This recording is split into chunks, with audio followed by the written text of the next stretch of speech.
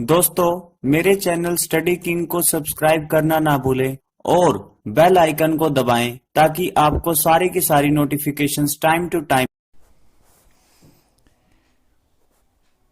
Grammar plus vocab की ये 12वीं वीडियो है जो मैं आपके सामने लेके आया। अगर आप मेरे साथ व्हाट्सएप ग्रुप में जुड़ना चाहते हैं तो इस नंबर को नोट कर लें और इस पर मुझे मैसेज करें। याद रखिएगा कि जब आप मैसेज करें तो अपना नेम और जिस जगह से आप बिलोंग करते हैं वो प्लेस लिखकर मुझे भेजें। प्लेस में आपको अपनी स्टेट मेंशन करनी है। जैसे आप दिल्ली से हैं, मध्य प्रदेश से हैं, कहाँ से आप बिलोंग करते हैं वो स्टेट आप मेंशन करके मुझे भेज दें। मैं आपको एक व्हाट्सएप ग्रुप में ऐड कर दूंगा जहाँ पर आपको डेली न्यूज़पेपर और मेरे हैंड रिटन नोट्स तो मिलेंगे ही मिलेंगे, साथ में इस तरह का एडिटोरियल भी आपको डेली मिलेगा जहाँ पर आप डेली एडिटोरियल पढ़ भी पाएंगे और इम्पोर्टेंट वोकैब वहाँ पर आप कवर कर पाएंगे। ठीक है, तो अगर आप मेरे साथ रेगुलर रहते हैं तो 100% आपको इम्प्रूवमेंट महसूस होगा। देखिए, एक बात याद रखिए कि पानी की बूंद अगर पत्थर के ऊपर गिरती है तो उससे पत्थर पर कोई फ़र्क नहीं पड़ता, लेकिन अगर वो लगातार गिरती रहे और एक ही जगह पर गिरती रहे तो दो बातें इंपॉर्टेंट है इसमें, लगातार गिरना और एक ही जगह पे गिरना। तो रेगुलरिटी भी आपके लिए मैटर करती है और फोकस होना भी आपके लिए बहुत ज़्यादा ज़रूरी है। तो आइए आज की क्लास स्टार्ट करते हैं। सबसे पहले मैं चाहता हूं कि आप इस वीडियो को यहीं पर रोक दें और इस सेंटेंस को ध्यान से देखें कि इसमें क्या ग्रामेटिकली गलत है। कोशिश कीजिए। आई होप कि आपने अपने हिसाब से पूरी कोशिश कर ली होगी। अब मैं आपको बताता हूं कि क्या बात है इसमें। देखिए, मैं देख पा रहा हूं कि मुझे सबसे पहले व्हेन नज़र आ रहा है, जो यहाँ पर साफ तौर पे दिख रहा है कंजंक्शन का काम कर रहा है। When flying starts post lockdown, ये पूरा का पूरा पार्ट जो है सब ऑर्डिनेट क्लोज की तरह काम कर रहा है। ठीक है, क्लोज वो होते हैं जिसका खुद का सब्जेक्ट और खुद का प्रेडिकेट पार्ट हो। तो अगर आप अच्छे से करना चाहते हैं कि क्लोज क्या होते हैं, का वो नाउन का, एडजेक्टिव का, एडवर्ब का कैसे कैसे काम कर पाते हैं, तो आप प्लेलिस्ट में जाकर मेरी वीडियो देख सकते हैं। क्लोज के ऊपर बेहतरीन वीडियो मैंने बना रखी है। ठीक है, अब ये मेन क्लोज रहा होगा फ्लाइंग टाइम्स, इसमें इस मेन क्लोज का सब्जेक्ट बन गया हमारा। मे कम डाउन हमारा वर्ब का पार्ट बन गया। ठीक है, फिर आगे हमें नज़र आ रहा है सिग्निफिकेंट, फिर हमने प्रीपोजिशन यूज़ किया विथ।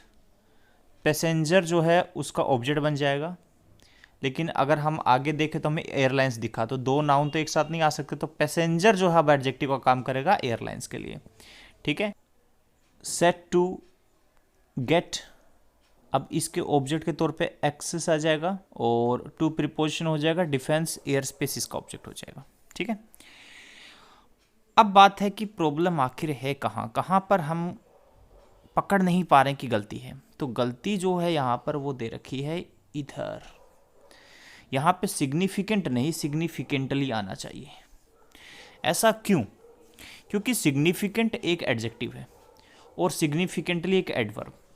तो जब आप देख रहे हैं यहाँ पे कि मेन वर्ब आया है तो मेन वर्ब के बाद हम एडजेक्टिव को नहीं रख सकते। एडजेक्टिव या तो नाउन से पहले आता है या फिर लिंकिंग वर्ब के बाद आता है। एक्शन करने वाले वर्ब के बाद एडजेक्टिव को नहीं रखा जाता, इस बात को नोट करिएगा अच्छे से। एक्शन करने वाले वर्ब के बाद एडजेक्टिव को नहीं रखा जाता। ठीक है, स्टेट को बताने वाले वर्ब्स के बाद इसको रखा भी जा सकता है।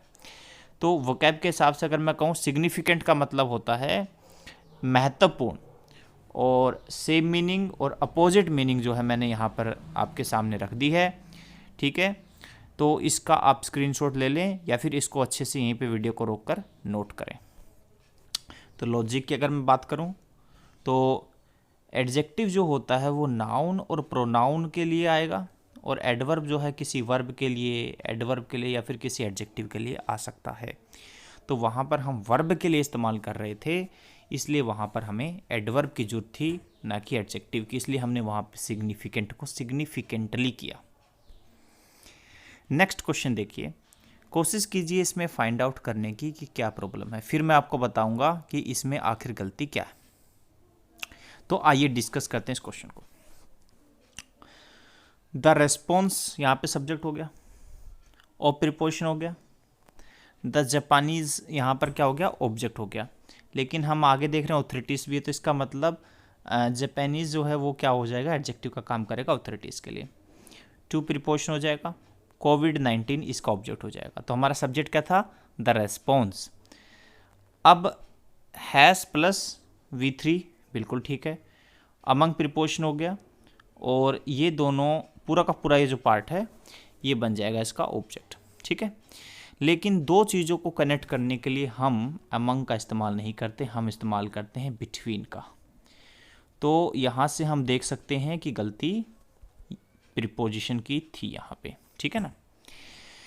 तो वोकैब की बात करूँ तो हब्रिस का मतलब है यहाँ पे अक्खड़पन, अभिमान, घमंड। सेम मीनिंग और अपोजिट मीनिंग के वर्ड मैंने आपके सामने रख दिए हैं, इनको अच्छे से पढ़ें और याद करने की कोशिश कीजिए। लॉजिक की अगर मैं बात करूं, बिटवीन नॉर्मली दो के लिए और अमंग दो से ज़्यादा के लिए आता है। अगर आप ऐसे एप्लीकेशंस करना चाहते हैं जो पेपर, कभी अगर मान लीजिए पेपर का लेवल बहुत ज़्यादा उठाने की कोशिश की तब आ जाए, या फिर दूसरी लैंग्वेज में कहूँ तो आप हर एक पॉइंट करना चाहते हैं बिटवीन अमंग का, तो उसके लिए आप कमेंट में लिखकर मुझे बताएं कि link for between and among. तो मैं आपको लिंक दूंगा जहां पर हर एक डिटेल्स, जो डिटेल्ड जानकारी है वो इसके बारे में बताया है मैंने एक वीडियो में, वो लिंक मैं आपको दे दूंगा। उस वीडियो को देखेंगे तो आपको मज़ा आ जाएगा। नेक्स्ट देखते हैं क्वेश्चन क्या है। देखिए, कोशिश कीजिए पहले इसको सोल्व करने की, फिर हम देखते हैं। चलिए, द मेजोरिटी ऑफ प्रीपोजिशन हो गया, जापानीज ऑब्जेक्ट हो गया, आर किसके लिए आया, मेजोरिटी। अब मेजोरिटी फ्रैक्शन है, कोई कंप्लीट वैल्यू तो है नहीं, तो ये जापानीज जो है जब भी फ्रैक्शन आता तो हमेशा देख लो कि ऑफ के बाद क्या चीज़ है, उसी के हिसाब से वर्ब को यूज़ कर लो। तो जापानीज के हिसाब से आ जाएगा आर स्ट्रगलिंग, ठीक है। Why they are struggling, to cope with, ठीक है। बैलेंसिंग, ये प्रीपोजिशनल फ्रेज हो गया, to cope with. Balancing child care, ठीक है, विथ प्रीपोजिशन हो गया। मेकिंग जेरेंड का काम करेगा, इसके ऑब्जेक्ट के तौर पर आ जाएगा ए लिविंग, ठीक है। इन फिर प्रीपोजिशन आ गया, इन डूबियस इकोनॉमिक इन्वायरमेंट, ठीक है। और वोकैब की बात करें तो डूबियस का मतलब संदेहात्मक। इसमें जो प्रॉब्लम है वो ये है कि डूबियस के साथ एन का नहीं, साउंड अगर चेक करेंगे तो इसका करेंगे, नाउन जो है वो क्या है हमारा, इन्वायरमेंट, ठीक है। तो यहाँ पे ए का इस्तेमाल करना चाहिए था, ठीक है। एक और लॉजिक है जिसके ऊपर फोकस करना चाहता हूँ, वो ये है कि कई बार एग्जाम के अंदर क्या आता है, to cope up with, up का इस्तेमाल कर लेते हैं। लेकिन ध्यान रखना आपने कि अप का इस्तेमाल नहीं होता, ये डायरेक्ट फ्रेज होता है टू कोप विथ, ठीक है। ये सेम मीनिंग और अपोजिट मीनिंग मैंने बताई है आपकी डूबियस की। लॉजिक जो मैं आपको सिखाना चाहता था वो ये, टू कोप अप विथ गलत होता है और टू कोप विथ सही होता है।